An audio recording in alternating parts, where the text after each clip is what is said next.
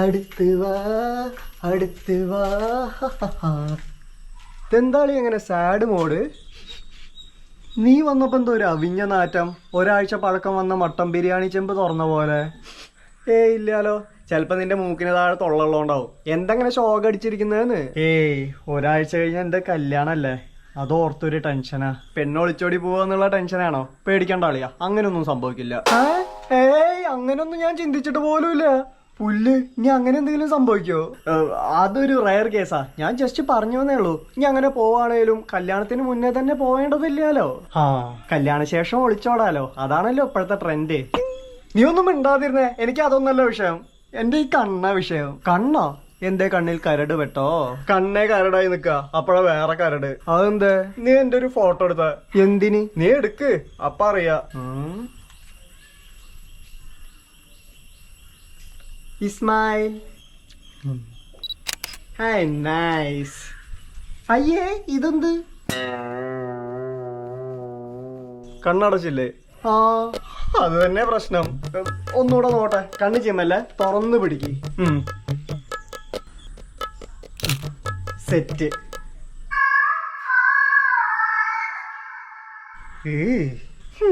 എത്ര ചിമ്മാതെ പിടിച്ചെന്നാലും ശരി, correct photo എടുക്കുന്ന ടൈമില് എങ്ങനെയൊക്കെ അളഞ്ഞു പൊക്കോളും. എന്ത് അസുഖോ എന്തോ. ഷേടാ, ഇതെന്താ അവസ്ഥ? അല്ല, കണ്ണ് ചിമ്മലും കല്യാണമായിട്ട് എന്താ ബന്ധം? എടാ, കല്യാണത്തിന് ഫോട്ടോസ് ഒരുപാട് എടുക്കില്ലേ, അപ്പൊ എന്റെ ഈ അവസ്ഥ ആൽബത്തിൽ വരുന്നു ആലോചിച്ച് നോക്കിയേ. നല്ല വിറ്റായിരിക്കും, കാണുന്നവര് ചിരിച്ചു മരിക്കും. അതെന്നെ ടെൻഷൻ. എന്റെ പെണ്ണെങ്ങാനും പറഞ്ഞിട്ടുണ്ടല്ലോ, അവളാണെങ്കിൽ വല്ലാത്ത ഫോട്ടോ ജനിക്ക. എന്ന് വെച്ചാ ഫോട്ടോ എടുക്കാനായി ജനിച്ചവള്. ഒരു ഐഡിയ ഉണ്ട്, കൂളിംഗ് ഗ്ലാസ് വെച്ചോ, ഫുൾ ടൈം കല്യാണത്തിന്.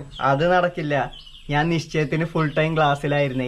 കണ്ണ് പഴുത്ത് ചീഞ്ഞിരിക്കാന്ന് പറഞ്ഞിട്ടാ സകല ഫോട്ടോസിനും പോസ് ചെയ്തേ. ഇനി അത് വീണ്ടും കല്യാണത്തിന് ഇറക്കിയാ ഡൗട്ടാവും. നമുക്ക് ഈ കണ്ണിൽ ഈർക്കിൽ വെച്ച് പിടിപ്പിച്ചാലോ, അടയാതിരിക്കാൻ? അസ്ഥാനത്ത് കൊണ്ടുപോയി ഹാസ്യം കേട്ടല്ലേ. എന്നാ കണ്ണെടുത്ത് കളഞ്ഞേര്. അപ്പൊ നിന്റെ അച്ഛൻ വന്ന് താലി കെട്ടോ? അച്ഛൻ ഒരു വട്ടം കെട്ടിയതാ, രണ്ടാമത്തെ ഒരു വട്ടത്തിനും കൂടെ താല്പര്യം ഉണ്ടോന്ന് അറിയില്ല. വേണേൽ ചോദിച്ചു നോക്കാം. നീ സീനാക്കല്ലേ, ഫോട്ടോഗ്രാഫി അങ്ങ് ഒഴിവാക്ക്. എന്റെ ഞാൻ ഓൾറെഡി ഒഴിവാക്കി, പക്ഷെ അവളുടെ ഒഴിവാക്കാൻ പറ്റില്ല. അതെന്തേ? അവളുടെ അച്ഛൻ സ്റ്റുഡിയോ അല്ലേ നടത്തുന്നേ. സ്വന്തം മോളുടെ കല്യാണത്തിന് ഫോട്ടോസ് ഒഴിവാക്കാൻ ഏതെങ്കിലും സ്റ്റുഡിയോക്കാരന് പറ്റുമോ? ആഹാ, എല്ലാം കൊണ്ടും ലഗ്നങ്ങൾ വിഘ്നത്തിലാണല്ലോ. എന്തേലും ഒരു വഴി പറഞ്ഞാടാ. ഫോട്ടോ ഒഴിവാക്കാൻ പറ്റാത്ത സ്ഥിതിക്ക് നീ കല്യാണത്തിന് ഒഴിവാവായിരിക്കും നല്ലത്. കൊല്ലം കുറെ നടന്നിട്ട് ഒരു കല്യാണം സെറ്റ് ആവുന്നേ, അത് ഇതിന്റെ പേരിൽ ഒഴിവാക്കാന്ന് പറഞ്ഞ ഒന്നാ അങ്ങോട്ട് നോക്കിയേ.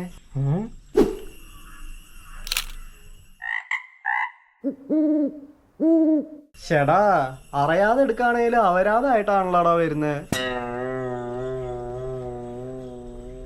എന്തേലും ഒരു ഐഡിയ പറയടേ. അതിപ്പോ സദ്യക്ക് സാമ്പാറില്ലാത്ത പോലെ കല്യാണത്തിന് ഫോട്ടോ ഇല്ലാന്ന് പറഞ്ഞ, സദ്യക്ക് സാമ്പാർ വേണേനും കല്യാണം നടക്കും വേണം. അതിനൊരൊറ്റ വഴിയുള്ളൂ. എന്താ വഴി? സാമ്പാറിന് ഇച്ചിരി ഉപ്പ് കൂടിയാലും വേണ്ടില്ല, കഴിക്കണം. എന്നുവെച്ചാ അങ്ങട് അനുഭവിക്കന്നേന്ന്. ഇതുപോലൊരവസ്ഥ വേറെ ആർക്കും വരുത്തല്ലേ ഭഗവാനെ. അങ്ങനെ വരുത്താണേലും കല്യാണം നടത്തി കൊടുക്കരുത് ഭഗവാനേ.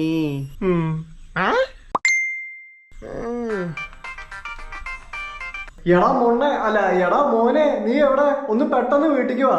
എന്താച്ചാ? കല്യാണം മുടങ്ങി, നീ കെട്ടാനിരുന്ന പെണ്ണ് ഒളിച്ചോടി പോയിന്ന്. എപ്പോ? ഇപ്പഴാ വിവരം അറിഞ്ഞേ. നീ പെട്ടെന്ന് വീട്ടിക്ക് വാ. എന്താടാ, എന്തേലും ശുഭവാർത്ത? പെണ്ണ് ഒളിച്ചോടിപ്പോയി. ആഹാ ആഹാ, മോശായി പോയി. നീ ആ നാക്കൊന്ന് നീട്ടിയേ. എന്തേ? കരിനാക്കാണോ നോക്കിയതാ?